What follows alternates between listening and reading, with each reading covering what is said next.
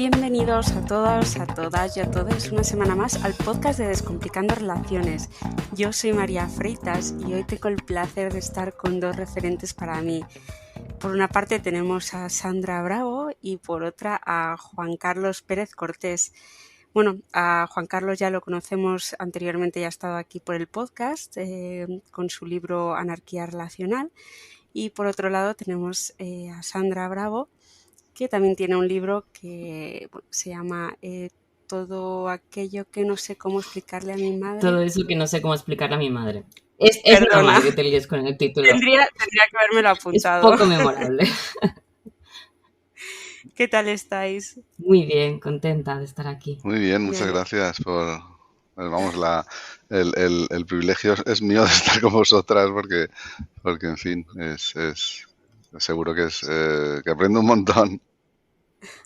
Bueno, seguro que de Sandra mucho más que de mí, porque va a ser la que va a llevar un poco la batuta. No te quites mérito, que aquí vamos a aprender todas de todas. Sí, eso es verdad. Bueno, primero de todo me gustaría, con Juan Carlos ya hablamos en otro podcast, me gustaría, Sandra, si quieres explicar un poco cómo entraste en el mundo de las no monogamias, que bueno, ya lo has dicho en muchos lugares, pero para quien no te conozca, que creo que no va a haber nadie que no te conozca, si quieres explicar brevemente cómo empezaste. Pues empecé, digamos, pegándome palos con la monogamia, en el sentido de que nunca le he acabado de entender, es decir, el discurso de la monogamia lo tenía clarinete, ¿no? Porque nos lo meten por todos los lados, pero sí que es verdad que siendo adolescente, que es cuando empecé un poco a interesarme por lo íntimo, por lo erótico, por vincularme así de una manera como más erótica, festiva con la gente, me daba cuenta que esta cosa de la exclusividad, en lo romántico, en lo sexual, que tener que poner a esa persona por encima de todo mi universo de amistades y de mi vida en general y mis cosas que me gustaba hacer, pues no me salía de forma natural. Yo intenté encajar en la monogamia porque era lo que me habían dicho que tenía que hacer y como buena chiqueta valenciana dije, venga, vamos a probar. Y fue un fracaso, vamos, es decir, solo he tenido 2 relaciones monógamas. En las 2 relaciones me he sentido muy frustrada, muy atrapada, muy culpable porque además pues no he sido capaz de ejercer la monogamia, digámoslo así. Y siempre con esta sensación de que yo tenía algún problema, ¿no? De que tenía un problema con el compromiso, de que no me había enamorado de verdad, que no había encontrado a la persona, todas estas ideas. Sí. Hasta que al final pues eso, de tanto pegarme cabezazos, de tanto anularme en un modelo de relación que me hacía daño, cuestioné el modelo en vez de cuestionarme a mí. Dije, bueno, a ver, vamos a cambiar las preguntas. Quizá es que estoy intentando relacionarme de una manera que no me sirve, que no encaja para mí. Y fue un poco investigando desde ahí como empecé a romper con la monogamia poquito a poco y digamos, romper con esta idea de la exclusividad sexual y afectiva, que es lo primero que te viene. Poco a poco fui rascando y cada vez me iba interesando más todo lo político que hay detrás de esa idea del amor romántico, ¿no? Y cada vez como que la idea de pareja se me quedaba más pequeña y era en plan, bueno, es que también me interesa cómo nos organizamos socialmente a la hora de vincularnos, cómo convivimos, cómo consumimos, cómo entendemos el sistema, ¿no? Y digamos, en un proceso pues lento, de cagarla y de hacerme daño, de decir, vale, así tampoco es, en un proceso de ensayo y error que se suele decir, pues poco a poco fui encontrando mi manera. Uh-huh. Sería eso, así un poco resumido. Muy bien. También he visto en una entrevista que tú le hiciste a Juan Carlos que tú te defines como anarquista relacional también, ¿no?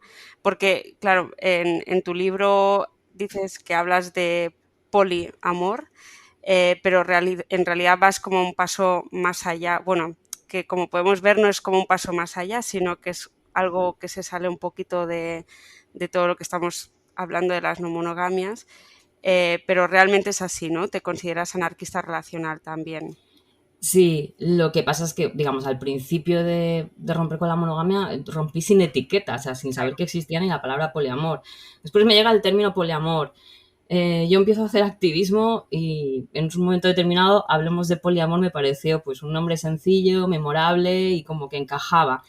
hasta que, bueno, fui investigando un poco más, conocí la anarquía relacional y para mí es verdad que no puedo entender esto de las no monogamias si no es desde un posicionamiento político, transfeminista, o sea, que para mí al final como que el término poliamor podríamos decir que me ha atrapado, Sí. aunque pueda seguir utilizándolo y también lo entiendo que es un concepto quizá más mayoritario, más comprensible también para un público generalista, y no es que eche pestes del término, pero sí que es verdad que no me defino dentro de él porque todavía considero que dentro de la mirada o la práctica mayoritaria del poliamor se sigue poniendo a la pareja muy en el centro y ahora mismo es una cosa en la que no me siento identificada.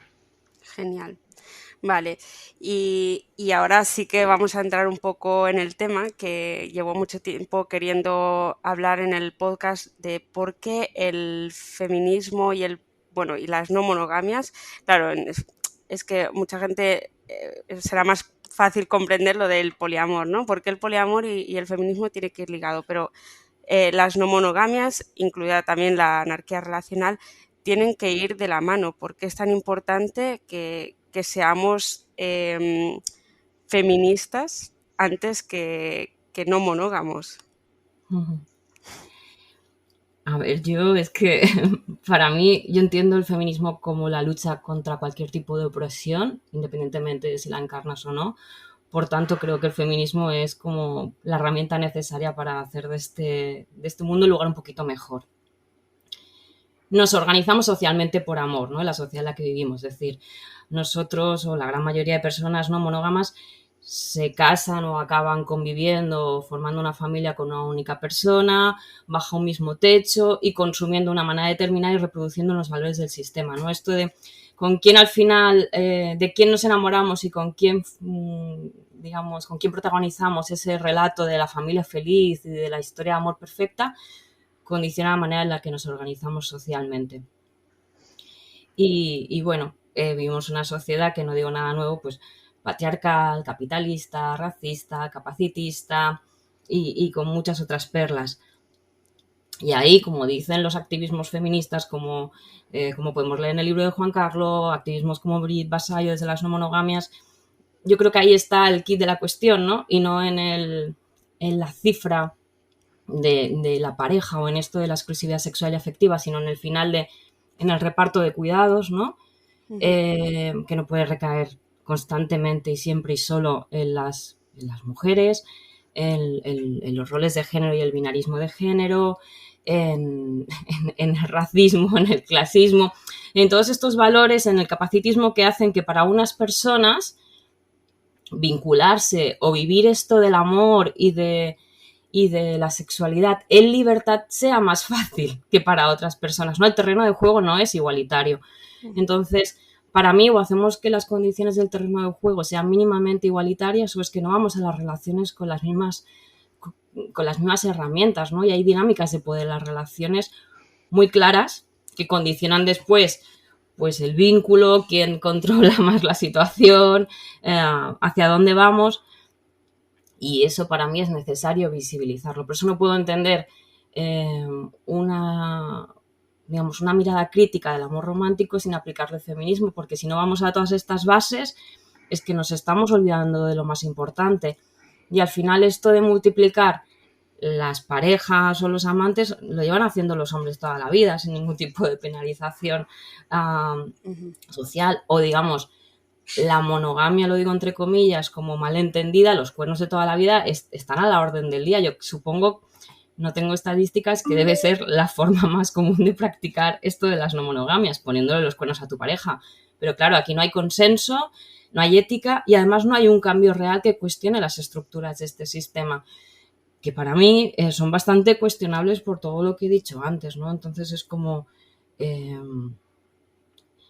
si las personas menos privilegiadas no tienen las mismas oportunidades de vincularse libremente o de vivir esto libremente, no estamos en un terreno donde el amor se pueda decir libre.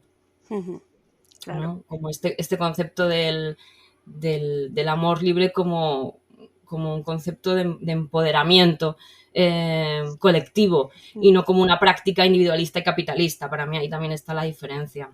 Claro. Y dejo hablar a Juan Carlos, que aquí me enrollaría mucho. Sí, no sé si quieres añadir algo más, porque a mí me gustaría saber también qué importancia tiene que un hombre sea feminista también. Que claro, lo acaba de decir Sandra muy claro, es que nosotros no estamos rompiendo nada. Si no nos, en fin, si no nos reconstruimos de alguna manera de acuerdo a la mirada feminista, y a todo ese pensamiento, todo ese trabajo que se lleva haciendo no sé, desde mucho antes, pero desde los años 70 como más etapa más contemporánea. Si no nos reconstruimos leyendo eso, entendiendo eso y empatizando, no estamos rompiendo nada, estamos haciendo lo de siempre, y al final va a ser pues una repetición, una reproducción del privilegio de siempre y blanqueado. Es decir, pues ahora resulta que lo puedo hacer sin sentirme mal, ¿no? Eh, pero, pero puedo hacer lo mismo, ¿no?, que hacía antes. Eh, eh, pero no, claro, el problema es que necesitamos darnos cuenta de muchas cosas, darnos cuenta de que nosotros en el día a día no nos vemos observados como objetos sexuales, por ejemplo. Eso es una diferencia muy grande. O sea, yo paso por ahí, paseo por la calle, voy a la playa, voy a no sé dónde, y no me siento, digamos, observado como un objeto sexual, o no, no tengo el miedo de ser pues, agredido en menor o mayor medida, o sea, de una forma más simbólica o más física, o otras mil cosas. En definitiva, yo veo que, bueno, en el caso que más conozco, la anarquía relacional, creo que una forma interesante de ver la anarquía relacional es como verlo como unas gafas, igual que el feminismo tiene las gafas violeta, que es una metáfora muy interesante. Yo concibo la anarquía relacional como unas gafas que te permiten percibir la autoridad, ¿no? Es decir, todos los eh, elementos cotidianos, todos los hechos que se van dando, los mensajes que se van escuchando, las relaciones, las pequeñas micro situaciones que se dan en las relaciones, percibir la autoridad ahí es como lo que al final define la anarquía relacional, porque si yo siempre digo que no tiene que ser una nueva normatividad, pero sí puede ser como unas gafas, ¿no? Es decir, no puede ser yo, para ser anarquista racional, tengo que seguir A, B y C o D, o A, B, C, D, etcétera, una serie de normas. Eso no tendría sentido porque sería pues, completamente pues, un oxímoron, una contradicción. Pero sí esas gafas. Entonces, esas gafas al final, yo de alguna manera, bueno, se me está ocurriendo ahora, pero creo que es una buena metáfora, ¿no? Que son unas gafas que tienen que ponerse encima de las otras, encima de las gafas violeta, ¿no? Ujú. Porque si no, porque claro, es que la gran mayoría de los elementos de estos de autoridad, micro, medio y macro, están asociados al patriarcado. O sea, son cuestiones que heredadas, calcadas, reproducidas del sistema hegemónico. Y el sistema hegemónico es el patriarcado. Con lo cual, Ujú. esas gafas incluyen el filtro violeta y luego el filtro antiautoritario, que aporta alguna cosa, porque también hay elementos de autoridad que no surgen, o sea, que no están anclados 100% al patriarcado, pero que están asociados todos. Entonces, por eso digo que hay una asociación absoluta entre esas dos miradas. Ujú. Y, Y bueno, lo que me preguntabas, que me he ido por sí. las ramas, me preguntabas sobre los hombres. Pues claro, los hombres somos los que tenemos que aportar ese cambio. O sea, las mujeres son las que tienen que señalar, las que tienen que tal, pero nosotros si no escuchamos, no hemos hecho nada. O sea, nuestro papel, por tanto, yo entiendo que es el de escuchar, el de leer y el de darnos cuenta de todo esto que he dicho antes, de que, de que no estamos en las mismas condiciones, de que no sufrimos las mismas opresiones, ni sentimos las cosas de la misma manera, que además no nos han educado para empatizar y mucho menos para empatizar con las mujeres, en todo caso para empatizar con los colegas, ¿no? pero con las Ujú. mujeres directamente cualquier signo de sensibilidad, cualquier signo, es decir, si somos rebeldes somos como James Dean, si somos fuertes y no sé qué, somos como John Wayne, si somos no sé qué, pero si somos vulnerables, ¿cómo somos? Como una chica. Y ser como una chica es el insulto cuando eres pequeñito, ese es el Ya, insulto, o sea, no hay otro. Todos los demás se reducen a ese. Entonces, si no nos damos cuenta de todo eso, escuchamos y tal, pues reproduciremos lo mismo de siempre y no haremos nada. claro.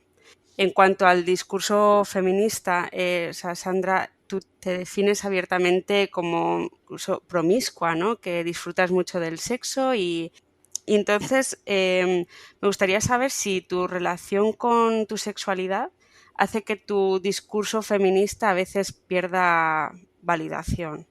A ver, supongo que para algunas personas lo pierde y para otras lo gana, ¿no? Y siempre estamos en este tema de que parece que el sexo es omnipresente y siempre está en el medio. Yo me defino como promiscua y con la cabeza bien alta porque creo que es un término que se tiene que resignificar, Ujú, pero digamos, es independiente de luego de mi visión como anarquista relacional o como feminista, aunque en mi caso conviven, ¿no? Sí que creo que el sexo se puede vivir de una manera bastante emancipatoria y que creo que es un tema del que nos cuesta todavía hablar con todas las letras y, y como visibilizar todo su potencial de cambio y más cuando el protagonista de esta promiscuidad puedan ser las mujeres, los cuerpos ciscas, las personas dentro del espectro LGTBIQA+, eh, y digo la A de este colectivo porque creo que también tenemos que visibilizar la asexualidad, ¿no? Como también otra manera de vivir la sexualidad.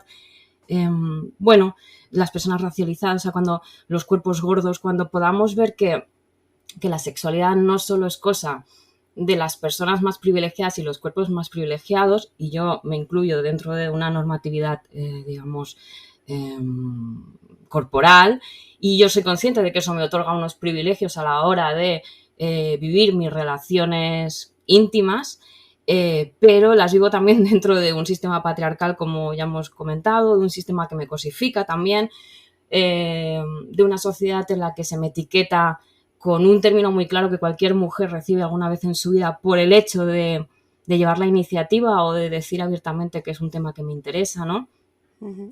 Entonces creo que tenemos que hablar del sexo de una manera como con todos sus matices, que siempre nos vamos a los blancos, a los negros, que faltan muchos sujetos por hablar abiertamente de estos temas y poder visibilizar también que son cuerpos deseantes, que son personas que viven todo esto pues de una manera como tan clara, tan potente o tan empoderadora como otras personas y que esto se ponga sobre el escenario del juego, ¿no? Para mí la sexualidad es un elemento muy importante en mi vida, pero también soy consciente que para muchas personas es un elemento de violencia, de trauma y muy difícil. Y esto se tiene que poder hablar, ¿no? Y tenemos que poder abordarlo y ver qué papel juega bueno, y cómo recolocamos esto y cómo lo vivimos con naturalidad. Ujú, sí, sí. Me gustaría también preguntaros si vosotros creéis que las personas que se relacionan de forma no monógama, a vuestra forma de ver, si son considerados menos feministas. Hombre, en Europa incluso, bueno, en nuestro entorno, eh, yo diría que las no monogamias están muy asociadas al feminismo porque nos lo hemos currado mucha gente o sobre todo mujeres, pero ha habido como un esfuerzo, una conciencia. Yo siempre recuerdo que cuando el día que conocí a Brigitte Vasallo, hace igual 10 o 12 años, nos estaba dando un taller sobre cómo tratar con la prensa. O sea, fíjate, estamos hablando de, no sé, 2012, por ahí, nada, no había salido nada en ningún lado, muy poquito. Ella había publicado un par de artículos por ahí. Eh, y ahí ha habido un esfuerzo en otros países de Europa también, pero por ejemplo te vas a Estados Unidos y es al revés. Quiero decir, las no monogamias y el feminismo, hay personas, por supuesto, y con mucho mérito y mucho tal, pero en general es todo lo contrario. Allí te encuentras con la One Penis Policy esta, que hay muchísima gente que entiende el poliamor como varias mujeres y un hombre, cosas de ese estilo. Se intentan diferenciar, de no sé qué. En fin, que hay mucho movimiento, pero realmente el que esté asociado el feminismo y las no monogamias es una cosa fruto de un esfuerzo, no es casualidad, ¿no? Es como cuando dicen, no, es que aquí llegó la democracia, no, aquí la democracia la trajo el pueblo movilizándose durante años, que eso se ha ocultado. Pues aquí pasa un poco lo mismo, bueno, como en todos los cambios sociales, no te los regala nadie, ¿no? Y en ese sentido, claro, la monogamia es lo hegemónico. Y ahí está todo. O sea, hay muchísimas personas feministas, o sea, mujeres feministas que son monógamas, por supuesto. Seguramente la inmensa mayoría, porque la inmensa mayoría de la población tiene prácticas monógamas y no se plantea siquiera el sistema monógamo como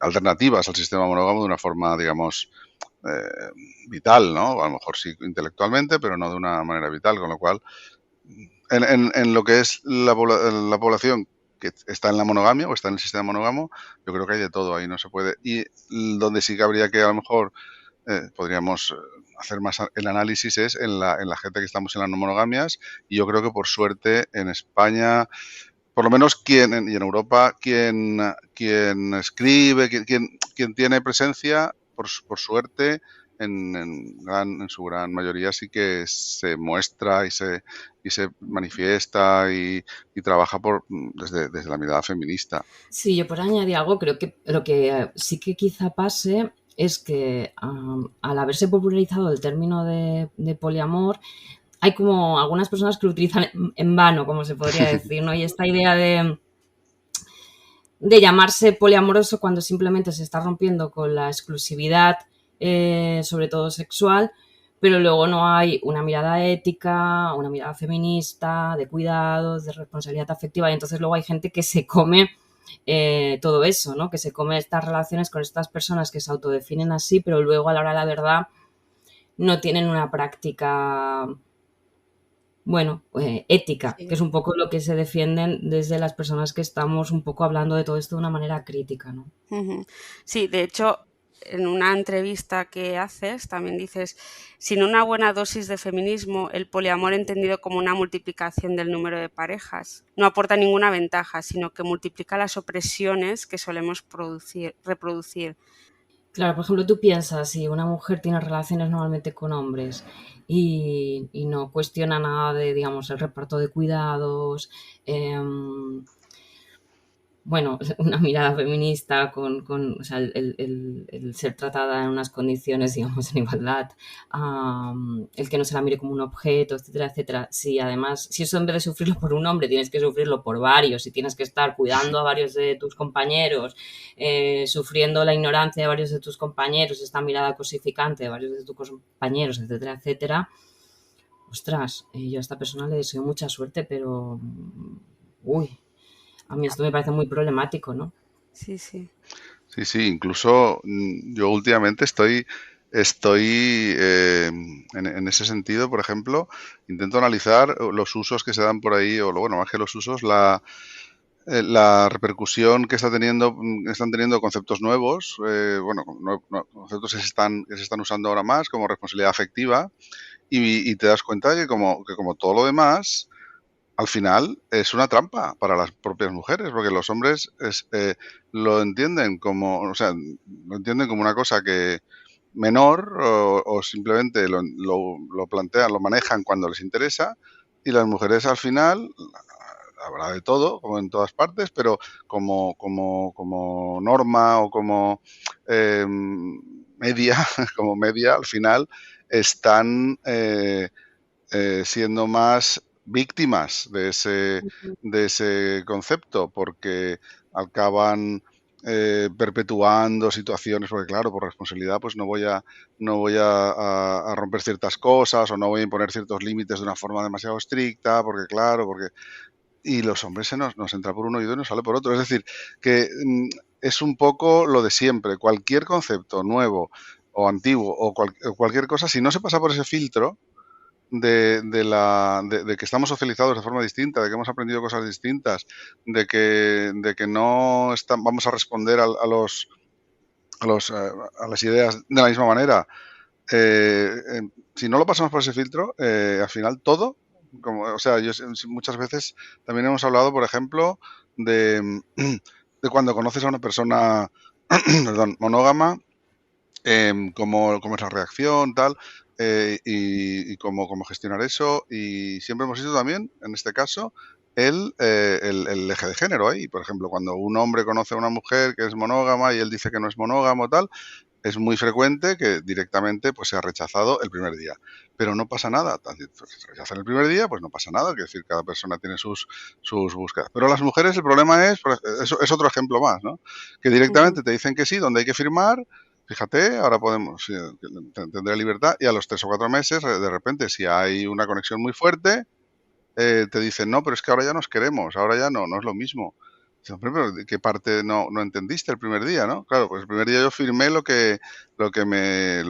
vamos, me pareció todo maravilloso. Es decir, que incluso en eso y en otras 1000 cosas, cualquier concepto nuevo, si no se aborda desde esa mirada de darnos cuenta de lo diferentes que nos han socializado y la diferente construcción cultural que tenemos, cosas que están pensadas con muy buena intención, al final acaban siempre perjudicando bueno, pues igual que perjudica cualquier ley nueva a las personas migrantes más que a las personas de aquí, o a las personas pobres más que a las ricas. O sea, cualquier ley, por bien intencionada que esté, si no se plantea desde esa mirada, acaba generando eh, pues más desigualdad todavía de la que había, ¿no? Claro. Vale, genial. Pues creo que ha quedado todo bastante claro. Quería daros las gracias a los dos por todo esto que nos estáis enseñando. Y para ir terminando, no sé si os apetece decir vuestras redes sociales y cómo conseguir vuestros libros para la gente que les interese y que todavía no se lo hayan leído. ¿Empiezo yo? Bueno, yo tengo un proyecto que se llama Hablemos de Poliamor, que la web es hablemosdepoliamor.com. Con este mismo nombre me pueden encontrar en Facebook y en Instagram, y en Twitter, que no lo utilizo mucho, es Sandra-B y latina de Bravo y Borra, que son mis apellidos. Y luego respecto a mi libro, en la web también está un poco indicado, pero básicamente en cualquier librería. Yo siempre recomiendo Ujú. o pido que lo compremos en las librerías de barrio, que las apoyemos, ¿no? Y además, si por lo que sea, pues en tu librería de barrio no lo encuentras, es fácil pedirlo y que te lo traigan. Entonces yo hago también aquí un poquito, ya que queremos cambiar esta sociedad, también cambiamos la forma de consumir, y si se lo podemos comprar a un libro o una librera maja, que además siempre te asesoran y te dicen, ay, pues si este libro te interesa, mírate este otro. Y es como muy guay ir a una librería y que te recomienden y poder hablar con esta persona, pues eso, que básicamente ahí lo pueden encontrar en cualquier sitio que vendan libros. Así. Genial. Sí, bueno, yo siempre digo lo mismo también, que vamos a cambiar un poco, a crear cultura, a crear red cultural, ¿no? Sí, que las librerías son básicas en eso, y además lo están pasando mal o lo han pasado mal, o en fin, que sí, que hay que, hay que darle. Sí, mi libro también lo mismo, el Anarquía Relacional, la revolución desde los vínculos se llama. Y de hecho ahora, esta mañana, hace un rato, me ha llegado un mensaje de que estaba agotado en muchos sitios, una persona preguntándome, a ver, espero que, bueno, ahora le escribiré a la editorial para preguntar qué pasa. No, bueno, sí, que por suerte se está vendiendo bastante bien. La cuestión es que el Instagram se llama Anarquía Relacional Libro, con subrayados, Ujú. con guión bajo entre anarquía relacional y libro, entre cada palabra. Y en Instagram. Y luego, pues en Facebook hay también, creo que se llama parecido. Mm, Ujú. y hay una página web también que es anarquirelacional.es, no, anarquirelacionallibro también, .es o .org o .com, no me acuerdo. Pero bueno, es que hoy en día pues, lo pones en Google y sale. Sí. Sí, de todas maneras dejaré todos los enlaces puestos en la descripción para que sea mucho más fácil de encontraros. Y nada, ahora sí que con mucha pena me voy a ir despidiendo de vosotros. Millones de gracias por vuestro tiempo, por vuestra disposición y por todos los aprendizajes y vuestra divulgación. Ha sido genial poder compartir este espacio Muchas con gracias a ti, vosotros. muchísimas gracias. Un placer. Sí, gracias a ti lo mismo. A ti y a Juan Carlos. Ha sido muy bonito compartir este espacio. Y a Sandra, gracias. Muchísimas gracias. Sí. Bueno, pues nos vemos en la próxima. Que vaya muy bien. Chao, hasta Gracias, luego. adiós. Chao.